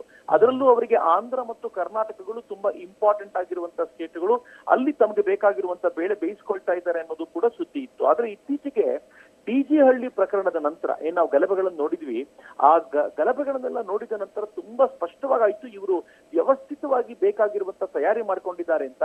ತಮ್ಮ ತಯಾರಿನವರು ಪ್ರೂವ್ ಮಾಡ್ಕೊಳ್ಳಿಕ್ ಸಾಧ್ಯ ಆಯ್ತು. ಈ ದೃಷ್ಟಿಯಿಂದ ನೋಡಿದ್ರೆ ಬೆಂಗಳೂರು ತುಂಬಾ ದೊಡ್ಡ ರಿಕ್ರೂಟ್ ಮಾಡ್ಕೊಳ್ಳುವಂತ ಹಬ್ ಆಗಿ ಹೋಗ್ಬಿಟ್ಟಿದೆ ಅವರಿಗೆ. ಇಲ್ಲಿ ತುಂಬಾ ಇಂಜಿನಿಯರಿಂಗ್ ಕಾಲೇಜಸ್ಗಳಿದೆ. ಈ ಕಾಲೇಜುಗಳ ಮೂಲಕ ಓದ್ತಾ ಇರುವಂತ ವಿದ್ಯಾರ್ಥಿಗಳನ್ನ ಬ್ರೈನ್ ವಾಶ್ ಮಾಡಿ ಕರ್ಕೊಂಡು ಹೋಗೋದು, ಅವರನ್ನಲ್ಲಿ ತಮಗೆ ಬೇಕಾಗಿರುವಂತ ಚಟುವಟಿಕೆಗಳಿಗೆ ಯೂಸ್ ಮಾಡ್ಕೊಳ್ಳೋದು, ಇದೆಲ್ಲವೂ ಕೂಡ ವ್ಯವಸ್ಥಿತವಾಗಿ ಆಗ್ತಿದೆ. ಬರೋ ದಿನಗಳಲ್ಲೂ ಇನ್ನೂ ಘೋರವಾಗಿರುತ್ತೆ ಅಂತ ನನ್ಗನ್ಸುತ್ತೆ ರಂಗನಾಥ್. ಓಕೆ, ಇಂಥ ಸಂದರ್ಭದಲ್ಲಿ ಇಡೀ ಸಮಾಜ ಒಟ್ಟಾಗಿ ನಿಲ್ಲಬೇಕು, ಸಮಾಜದ ಮೇಲೆ ಇದರ ಆಗ್ತಿರುವಂತ ದುಷ್ಪರಿಣಾಮಗಳೇನು ಅದ್ರ ಬಗ್ಗೆ ಚಿಂತನೆ ಮಾಡಬೇಕು, ಅದಾಗ್ತಿಲ್ವೇ? ಎಲ್ಲೋ ಒಂದ್ ಕಡೆ ಇಲ್ಲೂ ಕೂಡ ಈ ತುಷ್ಟೀಕರಣವನ್ನೇ ಅದರ ಹಾದಿನೇ ಹಿಡಿತಾರಲ್ಲ, ಅದ್ರ ಬಗ್ಗೆ ಏನ್ ಹೇಳ್ಬೇಕು? ಇದು ಯಾವಾಗ್ಲೂ ನಡೆಯುವಂತ ದುರಂತಕಾರಿ ಸಂಗತಿ. ನನಗನ್ಸುತ್ತೆ ಬಹುಶಃ ಕರ್ನಾಟಕ ಸರ್ಕಾರವೂ ಕೂಡ ಕೇಂದ್ರ ಸರ್ಕಾರದೊಂದಿಗೆ ಕೈ ಜೋಡಿಸಿ ಅಥವಾ ಪ್ರೆಷರ್ ಕೂಡ ಹಾಕಿ ಕರ್ನಾಟಕವನ್ನ ನೀವು ಲಿವಬಲ್ ಸ್ಟೇಟ್ ಆಗಿ ಮಾಡಬೇಕು. ನೀವು ಹೀಗೆ ಬಿಟ್ಬಿಟ್ರೆ ಮೂಲೆ ಮೂಲೆಗಳಲ್ಲೂ ನೀವು ಬೆಂಗಳೂರು ಒಂದ್ ಪಾರ್ಟ್ ಆದ್ರೆ ಇವರಿಗೆ ಇನ್ನೂ ದೊಡ್ಡ ರಿಕ್ರೂಟ್ ಹಬ್ ಆಗಿರೋದು ವಿಜಯಪುರ ಆಗಿದೆ. ಬಹಳ ಜನ ಅದ್ರ ಕಡೆ ಗಮನನೇ ಹರಿಸ್ತಾ ಇಲ್ಲ. ಎಷ್ಟು ಜನ ತರುಣರನ್ನ ಅಲ್ಲಿಂದ ಲಿಫ್ಟ್ ಮಾಡ್ಲಾಗ್ತಿದೆ, ಅವ್ರನ್ನ ಕರ್ಕೊಂಡು ಹೋಗ್ಲಾಗ್ತಿದೆ ಅನ್ನೋದ್ರ ಕುರಿತಂತೆ ತುಂಬಾ ಎಚ್ಚರಿಕೆಯಿಂದ ಗಮನಿಸಬೇಕಾಗಿರುವಂತ ಅಗತ್ಯ ಇವತ್ತಿನ ದಿನಗಳಲ್ಲಿದೆ. ಒಂದ್ ದೊಡ್ಡ ಪ್ರಾಬ್ಲಮ್, ನೀವು ಒಂದು ಕಮ್ಯುನಿಟಿಯ ಬಗ್ಗೆನೇ ಮಾತನಾಡೋದಾದ್ರೆ ಆ ಕಮ್ಯುನಿಟಿ ಅಥವಾ ಮುಸ್ಲಿಂ ಕಮ್ಯುನಿಟಿ ಹೇಗೆ ತಮ್ಮನ್ನು ತಾವು ಬೆಳೆಸ್ಕೊಂಡ್ ಬಿಡತ್ತೆ ಅಂತಂದ್ರೆ, ಒಂದು ಏರಿಯಾ ಕ್ರಿಯೇಟ್ ಮಾಡ್ಕೊಳ್ತಾರೆ. ಆ ಏರಿಯಾದಲ್ಲಿ ಇತರ ಅನ್ಯ ಸಮಾಜಕ್ಕೆ ಸೇರಿದವರು ಇರದೇ ಇರೋ ತರ ಅವ್ರನ್ನ ವಾಶ್ ಔಟ್ ಮಾಡ್ಲಾಗುತ್ತೆ. ನಮ್ಗೆ DG ಹಳ್ಳಿ ಪ್ರಕರಣದಲ್ಲಿ ತುಂಬಾ ಚೆನ್ನಾಗಿ ಗೊತ್ತಾಗುತ್ತೆ ಯಾರು ಮೂಲ ನಿವಾಸಿಗಳಿದ್ರು ಅಲ್ಲಿನವರು ಅವ್ರ ಮನೆಗಳ ಮೇಲೆ ಅಟ್ಯಾಕ್ ಮಾಡಿರುವಂತದ್ದು. ಇತ್ತೀಚೆಗೆ ಸತ್ಯಶೋಧಕ ಸಮಿತಿಯ ಆ ರಿಪೋರ್ಟ್ ಎಲ್ಲ ನೋಡಿದ್ರೆ ಪಕ್ಕಾ ಗೊತ್ತಾಗುತ್ತೆ ಏನು ಅಂತಂದ್ರೆ, ಆ ಮನೆಗಳನ್ನ ವೈಪ್ ಔಟ್ ಮಾಡಿ ಒಂದು ಏರಿಯಾ ತಮ್ಮದು ಮಾಡ್ಕೊಂಡ್ ಬಿಡೋದು. ಆ ಏರಿಯಾದಲ್ಲಿ ಲಾ ಅಂಡ್ ಆರ್ಡರ್ ನಡೀಬಾರ್ದು. ನೀವು ಯಾವ್ದಾದ್ರು ಆ ತರದ ಏರಿಯಾಗಳಿಗೆ ಹೋದ್ರೆ ಅಲ್ಲಿ ಯಾವುದೇ ಒಂದು ಬೈಕ್ ಮೇಲೆ 4 ಜನ ಕೂತ್ರು ಪೊಲೀಸರು ಕೇಳುವಾಗಿಲ್ಲ, ಅವ್ರು ಯಾವ ತರದ ಇಲ್ಲಿಗಲ್ ಆಕ್ಟಿವಿಟೀಸ್ ಮಾಡಿದ್ರು ಕೇಳುವಾಗಿಲ್ಲ ಅಂತ ಆಗುತ್ತಲ್ಲ, ಅಂತ ಜಾಗಗಳಿಂದ ಅವ್ರಿಗೊಂದು ಬ್ರೀಡಿಂಗ್ ಝೋನ್ಗಳವು. ಎಷ್ಟು ಚೆನ್ನಾಗಿ ಅಲ್ಲಿ ಬ್ರೀಡ್ ಮಾಡ್ತಾರೆ ಅಂತಂದ್ರೆ ತರುಣರನ್ನ ಅಲ್ಲಿಂದ ಕರ್ಕೊಂಡು ಹೋಗ್ತಾರೆ, ಬೇಕಾದ ಜಾಗಕ್ಕೆ ಹೋಗ್ತಾರೆ. ಆದ್ರೆ ದುರದೃಷ್ಟಕರ ಸಂಗತಿ ಏನಂದ್ರೆ, ಪ್ರತಿ ಬಾರಿ ಎಲೆಕ್ಷನ್ ಬರುತ್ತೆ ಅಂತಂದಾಗ, ಅದು ಸಿದ್ದರಾಮಯ್ಯನವರ ಕಾಲಕ್ಕೂ ನಾವು ನೋಡಿದ್ದೀವಿ, ಅವರು ಟಿಪ್ಪು ಜಯಂತಿ ಅಂತ ಮಾಡಿ ಮತ್ತೊಂದಷ್ಟು ರ್ಯಾಡಿಕಲೈಸೇಷನ್ ನ ಇಂಡ್ಯೂಸ್ ಮಾಡುವಂತ ಪ್ರಯತ್ನ ಮಾಡಿದ್ದು. ಮತ್ತು ಈಗ ಕೂಡ ಈ ಗಲಭೆ ಆದಾಗ್ಲೂ ಕೂಡ ಅಲ್ಲಿ ಮುಸಲ್ಮಾನರ ತಪ್ಪಿಲ್ಲ, MLA ತಪ್ಪು ಅಂತ ಹೇಳುವಂತ ಒಂದು ರಿಪೋರ್ಟ್ ಅನ್ನ ತರುವಂತ ಪ್ರಯತ್ನ ಮಾಡಿದ್ದು. ಇವೆಲ್ಲವೂ ಕೂಡ ಬಹುಶಃ ಲಾಂಗ್ ರನ್ ಅಲ್ಲಿ ಕರ್ನಾಟಕವನ್ನ ತುಂಬಾ ಕೆಟ್ಟದಾಗಿ ಹಾಳು ಮಾಡ್ಲಿಕ್ಕಿದೆ ಅಂತ ನನಗನ್ಸುತ್ತೆ. ಮತ್ತು ಯಾವಾಗ್ಲಾದ್ರೂ ಹಿಂದೂ ರ್ಯಾಡಿಕಲೈಸೇಷನ್ ಆಗುತ್ತೆ ಅಂತ ಗೊತ್ತಾದಾಗ, ರಂಗನಾಥ್ ಹಿಂದೂ ಆಗಿದ್ರೂ ಕೂಡ ಅದನ್ನು ವಿರೋಧಿಸ್ತಾರೆ, ಚಕ್ರವರ್ತಿ ಸೂಲಿಬೇಲೆ ಹಿಂದೂ ಆಗಿದ್ರೂ ಕೂಡ ಅದನ್ನು ವಿರೋಧಿಸ್ತೀವಿ. ಆದ್ರೆ ಒಬ್ಬ ಮುಸಲ್ಮಾನರು ಈ ಸಂದರ್ಭದಲ್ಲಿ ಇದು ತಪ್ಪಾಗ್ತಿದೆ, ಸಮಾಜವನ್ನ ತಪ್ಪು ದಿಕ್ಕಿಗೆ ಕರ್ಕೊಂಡು ಹೋಗ್ತಾ ಇದ್ದಾರೆ ಅನ್ನುವ ದೃಷ್ಟಿಯಿಂದ ಇಂಥ ಪ್ರಕರಣಗಳನ್ನ ವಿರೋಧಿಸ್ಲಿಕ್ಕೆ ಬರೋದು ಅತ್ಯಂತ ಕಡಿಮೆ ಇದೆಯಲ್ಲ. ಇದು ತುಷ್ಟೀಕರಣ ಎಷ್ಟು ಕೆಟ್ಟದ್ದೋ ಇದು ಅಷ್ಟೇ ಕೆಟ್ಟದ್ದು ಅಂತ ನನಗನ್ಸುತ್ತೆ. ಅಲ್ಲ, ಒಂದು ಸಂಗತಿನ ನಾವು ಗಮನ ಇಟ್ಕೊಂಡು ಮಾತಾಡಬೇಕೇನು ಅಂತಂದ್ರೆ, ಯಾರೇ ಆಗ್ಲಿ ಇಲ್ಲಿ ವಿಧ್ವಂಸಕ ಕೃತ್ಯಗಳನ್ನ ಮಾಡಬೇಕು ಅಂದ್ರೆ, ಇಲ್ಲಿ ಯುವಕರನ್ನ ಸೆಳೆಯಬೇಕು ಅಂತಂದ್ರೆ ಸ್ಥಳೀಯರ ಬೆಂಬಲ ಇಲ್ದೇನೆ ಯಾವುದು ಕೂಡ ಆಗಲ್ಲ. ನಂಬರ್ 1. ಇನ್ನೊಂದು, ಒಂದು ಸಮುದಾಯ ಇಷ್ಟೊಂದು ಏನು ಅಂದ್ರೆ ಹಠಮಾರಿ ಧೋರಣೆಯನ್ನ ಅನುಸರಿಸುತ್ತೆ. ಆಗ್ತಿರುವಂತ ತಪ್ಪುಗಳೇನು, ಆ ತಪ್ಪುಗಳನ್ನ ತಿದ್ಕೊಂಡು ಹೋಗ್ಬೇಕು. ನಾವು ಈ ಮುಖಾಂತರ ಸಮಾಜವನ್ನ ಕಟ್ಟಬೇಕು, ನಮ್ಮ ಮಕ್ಕಳು ಹಾಳಾಗಬಾರ್ದು ಅನ್ನುವಂತ ಪರಿಜ್ಞಾನ ಬರದೇನೆ ವರ್ತನೆ ಮಾಡ್ತಾರೆ ಅಂತಂದ್ರೆ, ಅದರಲ್ಲಿ ಈ ರಾಜಕೀಯ ಸೇರಿದನೇ ಇದ್ಯಾವುದು ಕೂಡ ಆಗಲ್ಲ ಅನ್ನೋದನ್ನು ಕೂಡ ಅಷ್ಟೇ ಪ್ರಮಾಣದಲ್ಲಿ ನಾವು ಒಪ್ಕೋಬೇಕು. ಚಕ್ರವರ್ತಿಗಳೇ, ಅಯ್ಯೋ ಖಂಡಿತವಾಗಿ ಹೌದು. ಈ ಎಲ್ಲ ಪ್ರಕರಣಗಳಲ್ಲೂ ಕೂಡ ನೀವೇನು ಸ್ಥಳೀಯರು ಅಂತ ಹೇಳಿದ್ರೆ, ಸ್ಥಳೀಯರು ಸಾಮಾನ್ಯವಾಗಿ ಯಾವ ಲೋಕಲ್ ಕೊತ್ತಂಬರಿ ಸೊಪ್ಪು ಮಾರುವಂತವ್ರು ಅಷ್ಟು ಜನ ಆಗಿರಲ್ಲ. ಅವರುಗಳಿಗೆ ಸುತ್ತಲೂ ಬೆಂಬಲವಾಗಿ ನಿಂತ್ಕೊಂಡು ಗೋಡೆಯನ್ನ ಕಟ್ಟಿ ಅವರುಗಳಿಗೆ ಬೇಕಾಗಿರೋ ವ್ಯವಸ್ಥೆಯನ್ನು ಮಾಡಿಕೊಟ್ಟು, ಅವ್ನು ಜೈಲಿಗೆ ಹೋದ್ರೆ ಬಿಡಿಸ್ಕೊಂಡು ಬರುವಂತದ್ದು, ಅವ್ನು ಯಾರನ್ನಾದ್ರೂ ಕೊಲೆ ಮಾಡಿದ್ರೆ ಅವ್ರ ಮನೆಗೆ ಹೋಗಿ 10 ಲಕ್ಷ ರೂಪಾಯಿ ಕೊಟ್ಟು ಬರುವಂತದ್ದು, ಇದು ಪೊಲಿಟಿಕಲ್ ಲೀಡರ್ಗಳದೇ ಕೆಲಸ.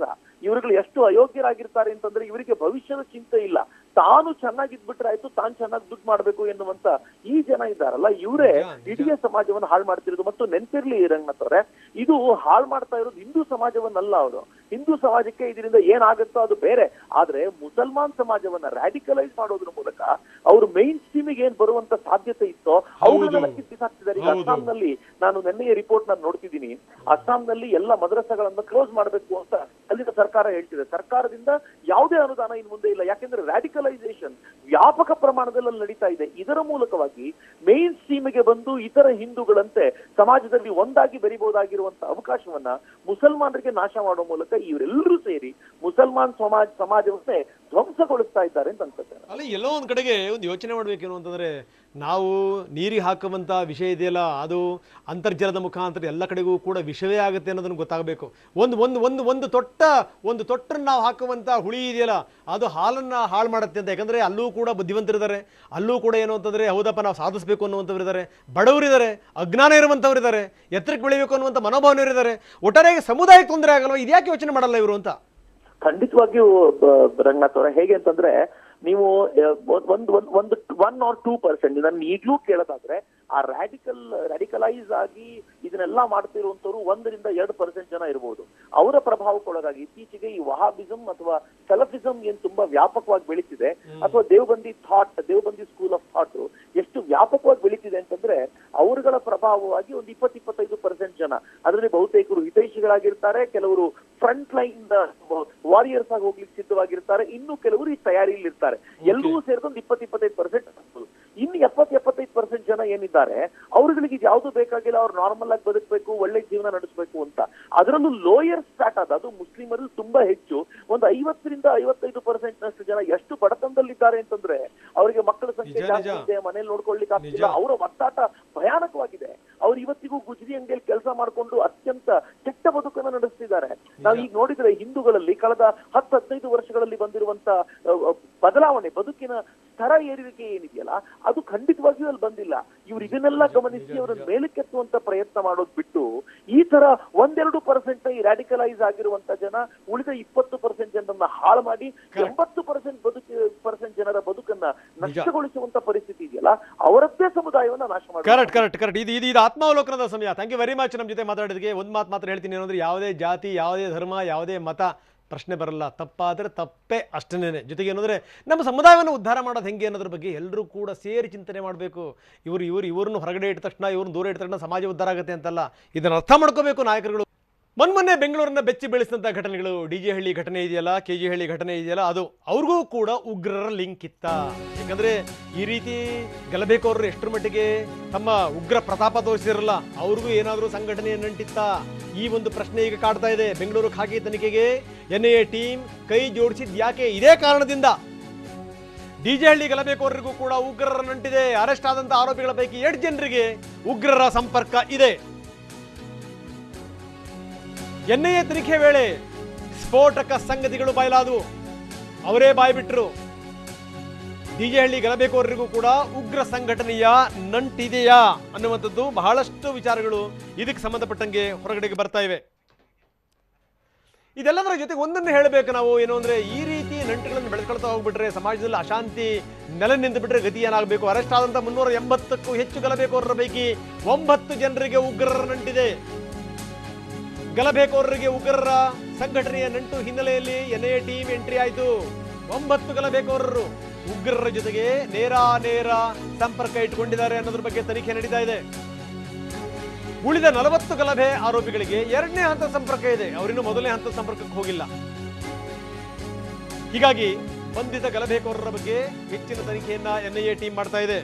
ಈ 2 ಜನಕ್ಕೆ ನೇರ ಸಂಪರ್ಕ ಇತ್ತು. ಇನ್ನು ಉಳಿದಂತವ್ರು ಇದರಲ್ಲ, ಉಮ್ಮೇದಿ ಒಳಗಾಗಿ ಹೋಗಿ ನುಗ್ಗಿದ್ರು. 8 ಜನರನ್ನ ಹಾಳು ಮಾಡಿದ್ರು. 8 ಜನರ ಬದುಕು ಬರ್ಬಾದಾಗುತ್ತೆ. ಈಗ ಸಂಚು ರೂಪಿಸಿದಂತ ವ್ಯಕ್ತಿನ ಈಗಾಗಲೇ ಅರೆಸ್ಟ್ ಮಾಡಲಾಗಿದೆ. ಸೈಯದ್ ಸಾದಿಕ್ ಸೇರಿದಂತೆ 2 NIA ಟೀಮ್ ಅರೆಸ್ಟ್ ಮಾಡಿದೆ.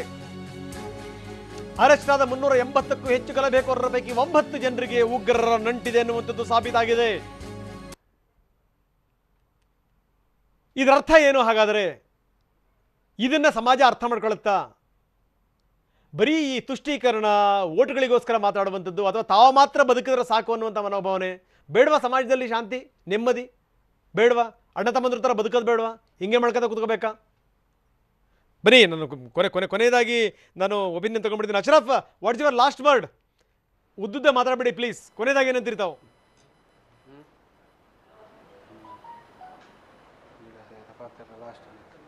ಅಶ್ರಫ್ ಕೇಳಿಸ್ತಾ ಇದೆಯಾ? ಅಶ್ರಫ್ ಅವರ ಸಂಪರ್ಕ ಸಾಧ್ಯ ಆಗ್ತಿಲ್ಲ. ಓಕೆ, ಅನಿಲ್ ಏನಂತೀರಿ ಕೊನೆಯದಾಗಿ? ಸರ್, NIA ಬರಲೇಬೇಕು ಅನ್ನೋದು ಒಂದು ಡಿಮಾಂಡು. ಕಾರಣ ನಾನು ಆಗಲೇ ಹೇಳ್ತಾ ಇದ್ದೆ, ಆ ಸೂಕ್ಷ್ಮತೆ ಇದೆಯಲ್ಲ. ಫಾರ್ ಎಕ್ಸಾಂಪಲ್ ಇವತ್ತು ISIS ಅಂತ ಗೂಗಲ್ ಮಾಡಿ ನೋಡಿ, ಅದು ಆಗಿದ್ದ ನೆಕ್ಸ್ಟ್ ಕ್ಷಣದಿಂದ ನಿಮ್ಮ ಮೊಬೈಲ್ ಟ್ರ್ಯಾಕ್ ಆಗೋಕ್ಕೆ ಶುರು ಆಗುತ್ತೆ. ನೀವು ಯಾವುದೇ ಟೆರರಿಸಮ್ ಬಾಂಬ್ ಅಂತ ಟೈಪ್ ಮಾಡಿದ್ರೆ ಇದು ಲೋಕಲಿ ಆಗಬೇಕು, ಸುಸಜ್ಜಿತವಾಗಬೇಕು. ಕೇಂದ್ರ ಸರ್ಕಾರಕ್ಕೆ ಈಗಾಗಲೇ ಯಡಿಯೂರಪ್ಪನವರು ಡಿಮಾಂಡ್ ಕೊಟ್ಟಿದ್ದಾರೆ, ತೇಜಸ್ವಿ ಸೂರ್ಯ ಅವರು ಅದನ್ನೇ ಮಾತಾಡಿದ್ದಾರೆ. ಡಿ.ಕೆ. ಶಿವಕುಮಾರ್ ಅಂತವ್ರಿಗೆ ಒಂದ್ಸಲಿ ರಿಕ್ವೆಸ್ಟ್ ಮಾಡ್ಕೊಳ್ಳೋದೇನು ಅಂದರೆ, ದಯವಿಟ್ಟು ನೀವು ಎಲ್ಲೋ ನಿಮ್ಮ ವೋಟ್ ಬ್ಯಾಂಕನ್ನು ಸರಿ ಮಾಡ್ಕೊಳ್ತೀನಿ ಅನ್ನೋ ಭ್ರಮೆಯಲ್ಲಿ ಉಗ್ರರನ್ನ ವಹಿಸ್ಕೊಳ್ಳೋದನ್ನ ಬಿಡಬೇಕು ಅಂತ ಕೇಳ್ತಾ ಇದ್ದೀನಿ. ಎಸ್ ಏನಂತೀರಿ ಸಾಹೇಬ್ರೆ ಕೊನೆಯದಾಗಿ? ಸರ್, ಈ ಭಯೋತ್ಪಾದನೆ ಅನ್ನೋದಿದೆಯಲ್ಲ, ಅದಕ್ಕೆ ಧರ್ಮದ ಲೇಬಲ್ ಕಟ್ಟಂಗಿಲ್ಲ. ಕರೆಕ್ಟ್. ನಾನು ಇಲ್ಲಿ ಸ್ಪಷ್ಟವಾಗಿ ಹೇಳ್ತೀನಿ, ಯಾರೋ ಒಬ್ಬ ಮುಸ್ಲಿಂ ತಪ್ಪು ಮಾಡಿದ್ದಾನಂದರೆ ಅವನು ವೈಯಕ್ತಿಕ ವಿಚಾರ. ಅದು ಅವನಿಗೆ ಯಾವ ರೀತಿ ಕಾನೂನು ಚೌಕಟ್ಟಲ್ಲಿ ಅವನಿಗೆ ಶಿಕ್ಷೆ ಕೊಡಬೇಕು ಅದು ನಮ್ಮ ಇಲಾಖೆ ಮೇಲೇನು ನಮಗೆ ಸಾಕಷ್ಟು ನಂಬಿಕೆ ಇದೆ. ಅವ್ರು ಮಾಡ್ತಾರೆ ಸರಿಯಾದ ರೀತಿಯಲ್ಲಿ ತನಿಖೆ. ಇದಕ್ಕೆ ಒಂದು ಧರ್ಮದ ಲೇಬರ್ ಕಟ್ಟಿ ಆ ಸಮುದಾಯಕ್ಕೆ ಇನ್ನ ಕೆಳಮಟ್ಟಕ್ಕೆ ತಳ್ಳುವಂಥ ಕೆಲಸನೂ ಕೂಡ ಆಗಬಾರ್ದು ಅಂತೇಳಿ ನನ್ನ ಮನವಿ ನಿಮ್ಮಲ್ಲಿ. ಓಕೆ, ಆಮೇಲೆ ಯಾರೇ ತಪ್ಪು ಮಾಡಿದ್ರು ಕೂಡ ಮುಲಾಜಿಲ್ಲದೆ ಖಂಡಿಸುವಂತ ಪ್ರಯತ್ನಗಳು ಆಗಬೇಕ್ರಿ. ನಿಜ, ನೀವು ಹೇಳ್ತಾ ಇದ್ರಲ್ಲ, ನಿಜ ಖುಷಿ ಆಗುತ್ತೆ. ತಪ್ಪೇ ಅಷ್ಟೇನೆ, ಇದಕ್ಕೆ ಜಾತಿ ಮತ ಧರ್ಮ ಇಲ್ಲ, ಅಷ್ಟೇನೆ. Suryanarayan what is your last word sir? Last word ಇಷ್ಟೇ ನಂದು. ಹೌದು, NIA ಅನ್ನೋದು ಒಂದು ಬ್ರಾಂಚ್ ಬೆಂಗಳೂರು ಆಗ್ಲೇಬೇಕು. ಇದು ಒಂದನೇದು. ಎರಡನೇದು, ಇವತ್ತಲ್ಲ ಮುಂದಿನ ದಿನಗಳು ಇದೇ ಪರಿಹಾರ ಈಗ ನಡೀತಿರುವಂತ ಎಲ್ಲಾ ಮದ್ರಸದ ಶಿಕ್ಷಣ ಮಾಡರ್ನೈಸೇಷನ್ ಆಗಬೇಕು. ಸರ್ಕಾರ ಇದರ ಕಡೆ ಗಮನ ಕೊಡಬೇಕು. ಮೂರನೇದು, ಈಗಾಗಲೇ ವಿದೇಶಗಳಿಂದ ಅಥವಾ ಬೇರೆ ಬೇರೆ ರಾಜ್ಯಗಳಿಂದ ಬೆಂಗಳೂರಲ್ಲಿ ಇರುವಂತಹ ತಬ್ಲಿಕಿಗಳು ಅವರನ್ನ ಅರೆಸ್ಟ್ ಮಾಡಬೇಕು. ಆವಾಗಲೇ ಇಂತಹ ವಿಚಾರಗಳಿಗೆ ಫುಲ್ ಸ್ಟಾಪ್ ಆಗ್ಲಿಕ್ಕೆ ಸಾಧ್ಯ. ಸಂಕ್ಷಿಪ್ತವಾಗಿ ಪ್ಲೀಸ್. ಅಂದ್ರೆ ಈ ಜಿಹಾದ್ ಏನಿದೆ ಅಲ್ಲ, ಜಿಹಾದ್, ಲವ್ ಜಿಹಾದ್, ಲ್ಯಾಂಡ್ ಜಿಹಾದ್, ಡ್ರಗ್ಸ್ ಜಿಹಾದ್, ಈಗ ಬೇರೆ ಬೇರೆ ಎಲ್ಲ ಹೊಸತೆಲ್ಲ ಸೃಷ್ಟೀಕರಣ ಆಗ್ತಾ ಇದೆ. ಅದಕ್ಕೋಸ್ಕರ ಕೊನೆಯದಾಗಿ ನಾನು ಹೇಳೋದಂದ್ರೆ, ಬೆಂಗಳೂರಿನ ಜನ ಜಾಗೃತರಾಗಬೇಕು. ಅದರಲ್ಲೂ ನಮ್ಮ ಹೆಣ್ಮಕ್ಳು ಜಾಗೃತರಾಗಿ ನಮ್ಮ ರಕ್ಷಣೆ ನಾವೇ ಮಾಡ್ಕೊಳ್ಬೇಕು. ಬರೀ ಬೆಂಗಳೂರು ಮಾತ್ರ ಅಲ್ಲ ಮೇಡಮ್, ಇಡೀ ಸಮಾಜ ಜಾಗೃತವಾಗಬೇಕು. ಸಮಾಜ ಜಾಗೃತ ಆಗ್ಬೇಕು. ಅದಕ್ಕೋಸ್ಕರ ರಾಷ್ಟ್ರೀಯ ತನಿಖಾ ದಳ ಬೆಂಗಳೂರಿಗೆ ಬೇಕೇ ಬೇಕು.